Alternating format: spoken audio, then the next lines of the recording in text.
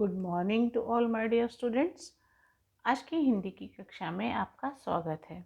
पिछली कक्षा में हम पढ़ रहे थे आपकी पाठ्य पुस्तक प्रतिभा से पाठ 10 पेंसिल की कहानी। तो हमने जाना था कि पेंसिल का सबसे पहले कहाँ खोज हुई और उसका उपयोग किस तरह से किया गया।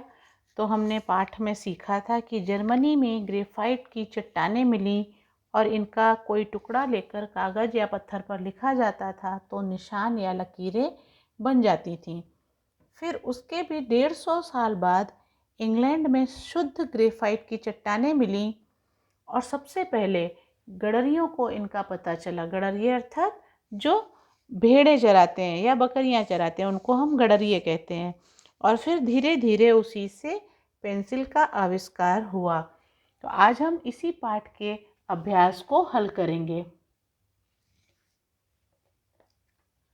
हर पाठ की तरह प्रश्न उत्तर को हम अपनी उत्तर पुस्तिका में लिखेंगे। हम सिर्फ अभ्यास को ही पाठ्य पुस्तक में हल करेंगे। दिए गए वाक्यों में सही और गलत के निशान लगाइए। पहला वाक्य है जर्मनी में ग्रेफाइट की चट्टानें मिली। तो यह वाक्य सही है। जब हम पाठ पढ़ रहे थे तो सबसे पहले जर्मनी में ही ग्रेफाइट की चट्टानें मिली। दूसरा प्रश्न है शार्पनर पेंसिल को मोटा बना देता है।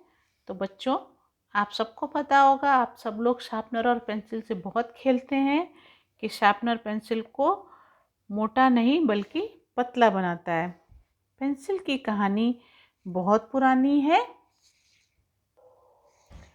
तो यह सही वाक्य है। पेंसिल की कहानी बहुत पुरानी है, करीब 600 साल पहले की बात है। दूसरा प्रश्न हल करेंगे। दिए गए प्रश्नों के उत्तर में सही का निशान लगाइए। तो पेंसिल से क्या करना बहुत आसान है? हंसना, लिखना या मिटाना? तो क्या आसान है? लिखना। कितने साल पहले जर्मनी में ग्रेफाइट की चट्टानें मिली? 600 साल पहले, 100 साल पहले या 20 साल पहले? तो 600 साल पहले। इन प्रश्नों के उत्तर हम अपनी उत्तर पुस्तिका में लिखेंगे। चलिए आगे बढ़ते हैं और आते हैं भाषा ज्ञान पर। दिए गए शब्दों में से क्रिया शब्द पर सही का निशान लगाइए। तो देखिए, ये कुछ शब्द दिए गए हैं, इनमें से जो क्रिया शब्द हैं यानी काम करने वाले शब्द, जैसा कि हमने व्याकरण में पढ़ा है, हमें उन पर सही का निशान लगाना है। जैसे पहला उदाहरण करके दिया गया है, खाना और पीना क्रिया शब्द हैं, पेंसिल हमारा संज्ञा शब्द है। उसके बाद लिखना क्रिया शब्द है, मिटाना क्रिया शब्द है, शार्पनर संज्ञा शब्द है, उठना क्रिया शब्द है, बनाना क्रिया शब्द है, रबड़ संज्ञा शब्द है, चलना क्रिया शब्द है, बच्चे संज्ञा शब्द है, मिलना क्रिया शब्द है, पढ़ना क्रिया शब्द है, हंसना क्रिया शब्द है, लड़का संज्ञा शब्द है। अगला प्रश्न है, गोले में दिए शब्दों के विलोम शब्द में सही का निशान लगाइए। तो देखिए, ये गोले में जो शब्द दिए गए हैं और फिर ये दो विलोम शब्द हैं, तो उसमें से इसका सही विलोम शब्द दोनों में से जो है उसके सामने सही का निशान लगाना है। जैसे आसान, तो आसान का सरल या मुश्किल, तो आसान और सरल समानार्थी हैं, इनका विलोम है मुश्किल। मोटा, लंबा या पतला, तो मोटा और लंबा दोनों अलग अलग शब्द हैं।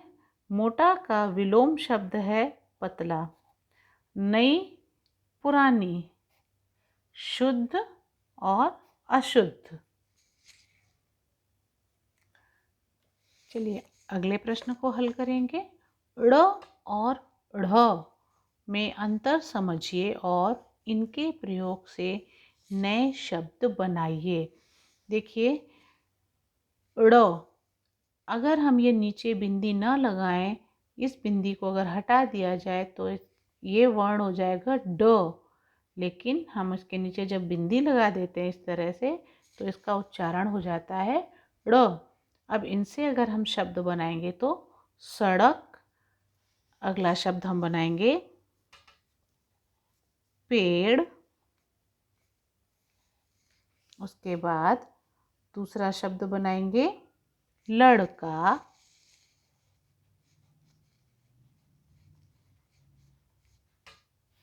अब हम ढ़ से दो शब्द बनाएंगे, जैसे चढ़ना, तो अगला शब्द हम बनाएंगे पढ़ना।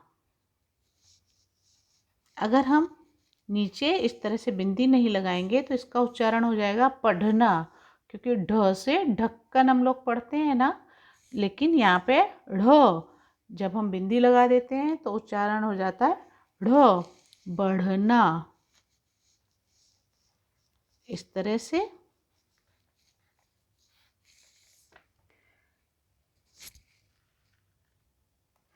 अब हम आते हैं अगले और अंतिम प्रश्न पे। देखिए, रंग भरने वाली तरह तरह की पेंसिलें बाजार में मिलती हैं। अब आप बिंदुओं को पेंसिल से मिलाकर चित्र पूरा कीजिए और अलग अलग रंगों से पेंसिल से कलर से रंग भरिए।